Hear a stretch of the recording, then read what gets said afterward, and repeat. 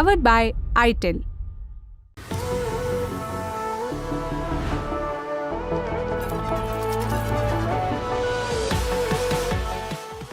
ये 1997 की बात है।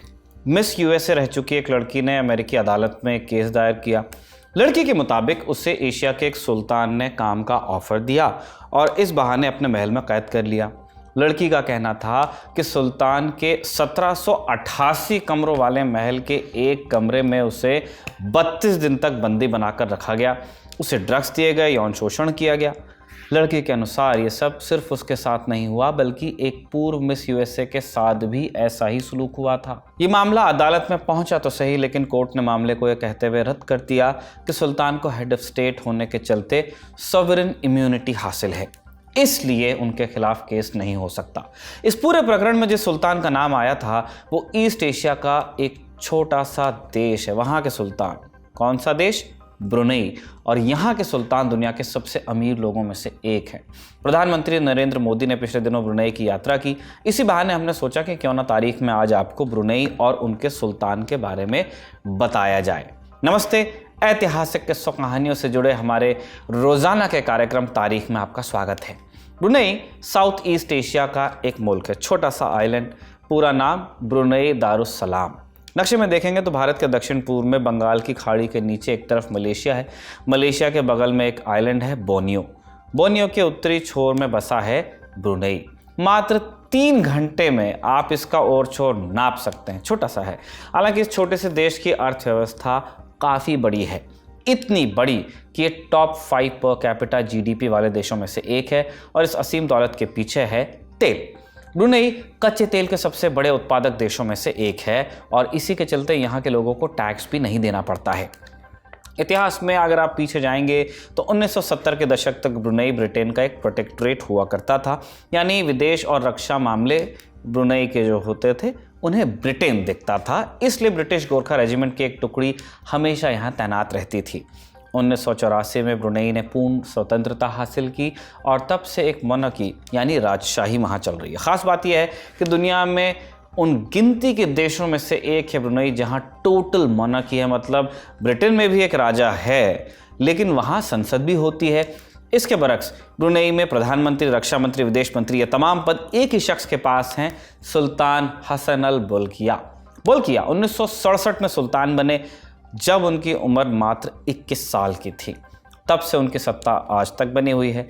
इन 57 सालों में सुल्तान बोल्किया ने कई उपलब्धियां हासिल कर लीं। मसलन अपने देश को एक अमीर मुल्क बनाने के अलावा उन्होंने तमाम देशों से डिप्लोमेटिक रिलेशन स्थापित किए। उनका देश association of south east Asian Nations यानी आसियान का हिस्सा भी बना। बोल्किया के शासन में ब्रुनेई के नागरिकों के जीवन स्तर में बेहतरी तो हुई है। सुल्तान हसन अल बोल्किया अपने देशवासियों के बीच लोकप्रिय भी बताए जाते हैं। द डिप्लोमैट मैगजीन की साल 2020 की एक रिपोर्ट के मुताबिक सुल्तान की दरियादली के कई किस्से मशहूर भी हैं। सुल्तान आए दिन आम लोगों से मिलते हैं। अब वहाँ हमारे देश की तरह लोकतंत्र तो है नहीं कि जनता जब चाहे अपने विधायक सांसद से मिल ले, इसलिए प्रदेश में सुल्तान का आम लोगों से मिलना दरियादिली लगता है। यहाँ तक कि सुल्तान कई बार बिना बताए भी आम लोगों के घर चले जाते हैं। एक किस्सा यूँ है कि एक बार सुल्तान ने एक गांव वाले से गाड़ी मांग ली ताकि उसे वो चला कर देखें। कुछ देर ड्राइव करने के बाद सुल्तान लौटे, लेकिन गाड़ी लौटाने के बजाय गांव वाले को ढेर सारे पैसे दे दिए उन्होंने ताकि वो एक नई और बेहतर गाड़ी ले ले। सुल्तान बोल्किया ने चैरिटी के लिए एक संस्था भी बनाई हुई है और छात्रों को स्कॉलरशिप भी देते हैं। इसके अलावा ब्रुनेई एशिया के उन गिनती के देशों में से एक है जहां शिक्षा और स्वास्थ्य सेवाएं मुफ्त हैं, निःशुल्क कहना चाहिए। जीरो टैक्स की बात हम आपको पहले बता ही चुके हैं एक बार इस वीडियो में। इन तमाम बातों के अलावा सुल्तान बोल्किया अपनी दौलत शोहरत के लिए भी चर्चा में रहते हैं।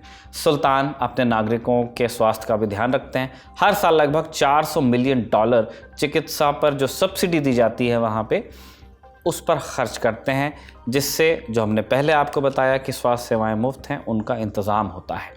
लेकिन जनता का ख्याल रखने के अलावा सुल्तान अपना भी ख्याल रखते हैं। ब्रुनेई की राजधानी है बंदर सिरी बेगावन। यहाँ सुल्तान का राजमहल है जिसका नाम है इस्ताना नूरुल ईमान पैलेस। ये पैलेस दुनिया के सबसे बड़े महलों में से एक है। इसकी कीमत लगभग 2550 करोड़ रुपए बताई जाती है। आलीशान महल है, 1788 कमरे हैं, 257 बाथरूम हैं और एक बड़ा सा बैंक्वेट हॉल भी, जिसमें एक बार में 5000 लोगों के लिए पार्टी आयोजित की जा सकती है। इसमें 200 घोड़ों के लिए अस्तबल और 110 गाड़ियों के लिए गैरेज भी हैं जो एयर कंडीशन है। हाँ, घोड़ों के लिए भी एयर कंडीशनर, गाड़ियों के लिए भी, ऐसा कम से कम कहा जाता है।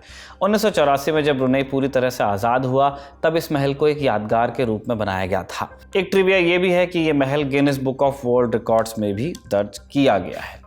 यहाँ तक कि सुल्तान के पास एक प्राइवेट जेट भी है जिसे सोने और क्रिस्टल से डिज़ाइन किया गया है। डेली मेल की एक रिपोर्ट के मुताबिक सुल्तान ने एक बोइंग 747 खरीदा और इसके इंटीरियर को अपने हिसाब से डिज़ाइन करवाया और इसे नाम दिया फ्लाइंग पैलेस। 747 बहुत बड़ा जेट है, जंबो जेट जिसे हम कहते थे, 4 इंजन्स वाला। इसे बनवाने में सुल्तान ने 3000 करोड़ रुपए खर्च किए। रिपोर्ट बताती है कि इस प्लेन में सुल्तान के लिए सोने का वॉश बेसिन भी बनाया गया है। इसके अलावा सुल्तान अपनी बेटी को भी गिफ्ट में एक प्लेन दे चुके हैं। सुल्तान जिस चीज़ के लिए सबसे ज़्यादा चर्चा में रहते हैं वो है उनकी गाड़ियों का कलेक्शन। सुल्तान बोल्किया के पास 7000 गाड़ियां हैं जिनकी कीमत $5 बिलियन के करीब बताई जाती है। 500 रोल्स रॉयस हैं, 300 फरारी हैं।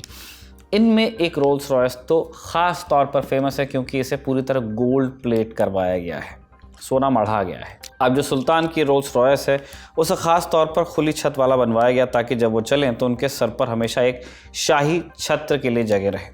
सुल्तान के महल के सामने एक रोल्स रॉयस हमेशा रखी भी जाती है जिसका इंजन 24/7 ऑन रखा जाता है। वियर्ड शौक होते हैं सुल्तानों के, ऐसा एक ये भी है। राज परिवार के अलग अलग सदस्यों के लिए अलग अलग इमारतों में भी कारें रखी जाती हैं। GQ मैगजीन की रिपोर्ट के मुताबिक सुल्तान का एक प्राइवेट जू भी है जिसमें 30 बंगाल टाइगर्स हैं। इसके अलावा तरह तरह के जानवर हैं। बोल्किया अजीब शौकों के लिए भी फेमस हैं। कुछ रिपोर्ट्स के मुताबिक सुल्तान के बाल काटने में ही $20,000 का खर्च आता है और उनका बार्बर भी ख़ास लंदन से आता है, बाल कतरने वाला। एक बार सुल्तान ने अपने बेटे के जन्मदिन पर माइकल जैक्सन को प्राइवेट परफॉर्मेंस के लिए बुलाया था और कहते हैं कि इस परफॉर्मेंस के लिए उन्होंने माइकल जैक्सन को करोड़ों डॉलर दिए। ऐसे ही साल 2017 में सुल्तान ने अपने शासन के 50 साल पूरे किए। इस मौके पर उन्होंने एक शानदार समारोह का आयोजन किया जिसमें सोने से सजी हुई एक भव्य रथ यात्रा हुई। अब इस यात्रा में जो रथ इस्तेमाल हुआ वो 3 टन सोने से बना था और हीरों से जड़ा था। वहीं 1996 में सुल्तान के बेटे की शादी में 2 हफ्तों तक जश्न चला। इस दौरान पूरे देश में छुट्टी रही। शादी के समारोह में माइकल जैक्सन और व्हिटनी ह्यूस्टन जैसे कलाकारों ने परफॉर्म किया। एक बार सुल्तान ने अपनी पत्नी को जन्मदिन पर एक एयरबस 340 जेट गिफ्ट कर दिया था, A340। इस विमान की कीमत ही लगभग $100 मिलियन तब थी। सुल्तान की बेटी के पास दुनिया का सबसे बड़ा बार्बी डॉल कलेक्शन भी है। कहा जाता है कि उनके पास 20,000 से ज़्यादा डॉल्स हैं। अब ये राजा साहब हैं तो पोलो के भी शौकीन हैं। 200 से ज़्यादा पोलो वाले घोड़े हैं जिन्हें दुनिया भर से ख़रीदते हैं। इन घोड़ों की देखभाल के लिए एक टीम भी रखी है। 200 से ज़्यादा रसोई रखे हैं महल में। हर दिन अलग अलग देशों के व्यंजन तैयार करते हैं ताकि सुल्तान को अपनी पसंद का खाना मिले। सुल्तान ने लंदन के कई मशहूर होटल्स में निवेश भी किया है जिनमें द डॉर्चेस्टर और 45 पार्क लेन भी शामिल है। उनका निवेश पोर्टफोलियो दुनिया भर में फैला हुआ बताया जाता है। हालांकि शोहरत से इतर विवाद भी उनके जीवन का हिस्सा रहे। 1997 में सुल्तान के खिलाफ अमेरिका में एक केस दर्ज हुआ जिसकी चर्चा हमने शुरू में की थी। इसमें मुख्य आरोपी सुल्तान के भाई प्रिंस जेफरी बोल्किया को बनाया गया था। प्रिंस बोल्किया के खिलाफ वित्तीय अनियमितताओं के और भी कई आरोप लगे थे जिनके चलते 1997 में उन पर मुकदमा चला। ब्रुनेई के सुल्तान तब से अपने इस भाई से थोड़ी दूरी रखते हैं। विवादों की लिस्ट में साल 2014 में सुल्तान के नाम एक और पॉइंट जुड़ा जब उन्होंने ब्रुनेई में शरिया कानून लागू कर दिया। 2019 में इसी कानून के तहत सुल्तान ने हुक्म जारी किया कि अब से मुल्क में समलैंगिकों के लिए मृत्युदंड का प्रावधान होगा।